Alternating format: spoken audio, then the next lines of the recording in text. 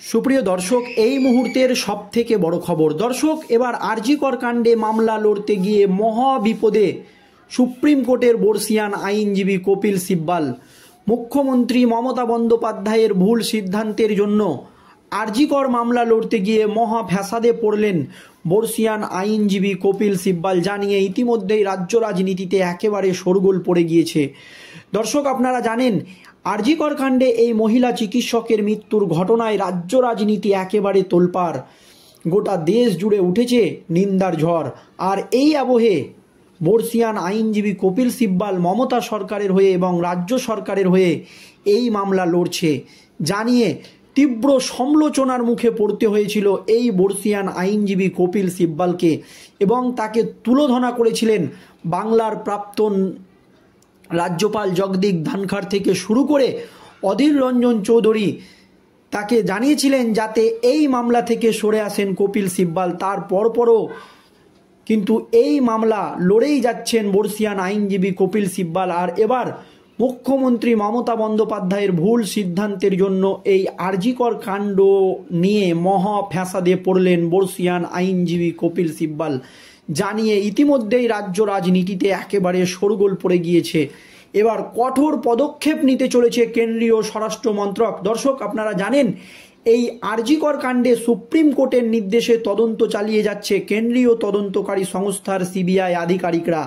এর পরপরই তেড়ে ফুঁড়ে অ্যাকশন শুরু করেছে সিবিআই আধিকারিকরা। এই আবহে টানা 18 দিন জিজ্ঞাসাবাদ করার পর আর্থিক দুর্নীতির অভিযোগে আরজি করের প্রাক্তন অধ্যক্ষ সন্দীপ ঘোষকে গ্রেপ্তার করেছে সিবিআই। আর তাকে জেরা করতেই একের পর এক নতুন নতুন চাঞ্চল্যকর তথ্য উঠে আসছে কেন্দ্রীয় তদন্তকারী সংস্থার সিবিআই আধিকারিকদের হাতে। এই আবহে আগামীকাল সুপ্রিম কোর্টে রয়েছে শুনানি, আর তার আগেই সুপ্রিম কোর্টে মহা বিপদে পড়লেন বর্ষিয়ান আইনজীবী কপিল সিব্বল। দর্শক, সিবিআই আধিকারিকরা সুপ্রিম কোর্টে পরিষ্কার জানিয়েছিল যে এই তদন্তভার যে প্রথম 5 দিন কলকাতা পুলিশের হাতে ছিল, তখন কিন্তু একাধিক তথ্য প্রমাণ মুছে গিয়েছে। তাই জন্য এই আরজি কর কাণ্ডে তদন্ত করতে গিয়ে বারবার বাধার সম্মুখীন হচ্ছে সিবিআইয়ের আধিকারিকরা। সেই জন্য সঠিক তথ্য প্রমাণ জোগাড় করতে একটু দেরি হচ্ছে, এই দাবি কিন্তু প্রথম থেকেই করে আসছিল কেন্দ্রীয় তদন্তকারী সংস্থার সিবিআই আধিকারিকরা। আর এবার কিন্তু মুখ বন্ধ খামে সুপ্রিম কোর্টে রিপোর্ট জমা দিতে চলেছে সিবিআইয়ের আধিকারিকরা। তার আগেই মুখ্যমন্ত্রী মমতা ব্যানার্জির ভুল সিদ্ধান্তের জন্য মহা বিপদে বা ফ্যাসাদে পড়লেন বর্ষিয়ান আইনজীবী কপিল সিব্বল।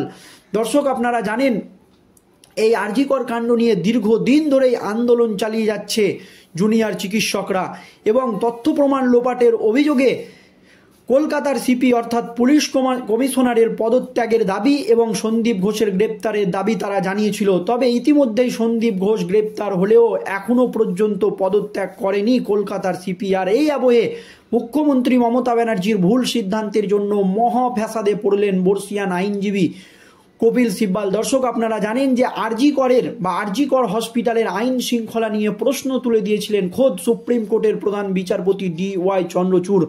কারণ আরজি করে এই নির্যাতিতা মহিলার মৃত্যু হওয়ার পর সেখানে আন্দোলন চালিয়ে যাচ্ছিল জুনিয়র চিকিৎসকরা। তার পরপরই কিন্তু আরজি কর হসপিটালে ঢুকে ভাঙচুর চালায় দুষ্কৃতীরা।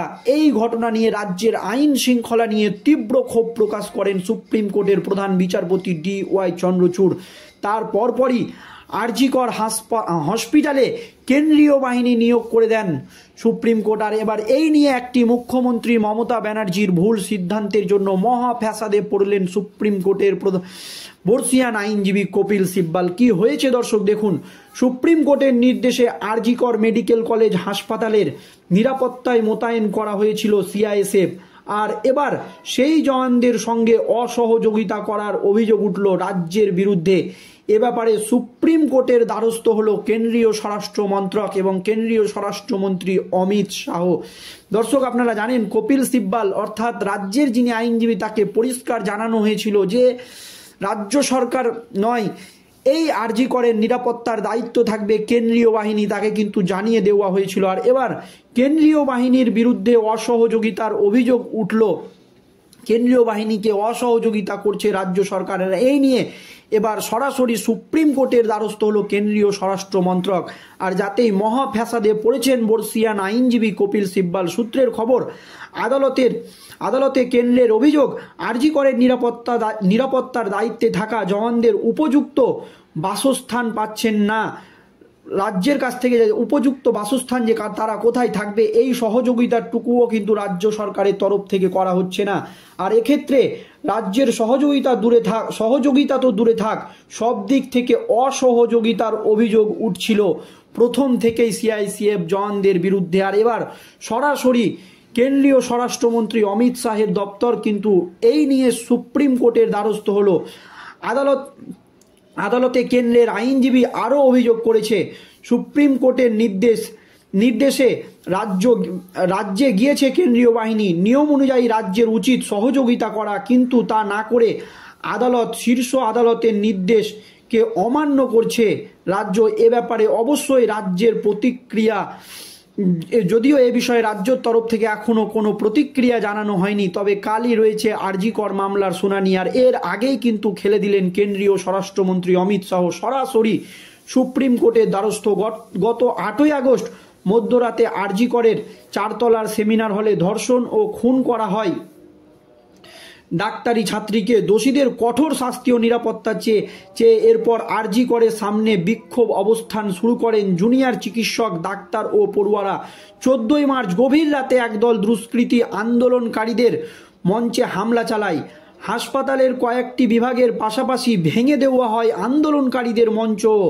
অভিযোগ, 4 তলার সেমিনার হলের তথ্য লোপাটের জন্যই গভীর রাতে ওই হামলা চালানো হয়েছিল।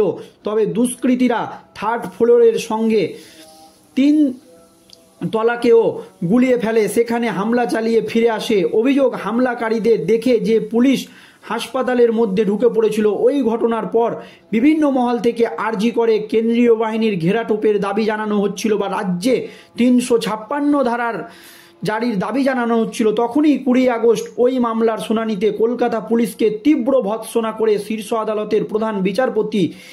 তার পরপরই আরজি কর হসপিটালে কেন্দ্রীয় বাহিনী মোতায়েনের নির্দেশ দেন সুপ্রিম কোর্টের প্রধান বিচারপতি DY চন্দ্রচূড়। আর এই মুহূর্তে আরজি করে রয়েছে 92 জন সিআইসিএফ জওয়ান, আর এদের মধ্যে 54 জন মহিলা জওয়ান। ও কেন্দ্রের অভিযোগ, তাদের ব্যবস্থাপনার বিষয়ে রাজ্য কোনো সহযোগিতা করছে না।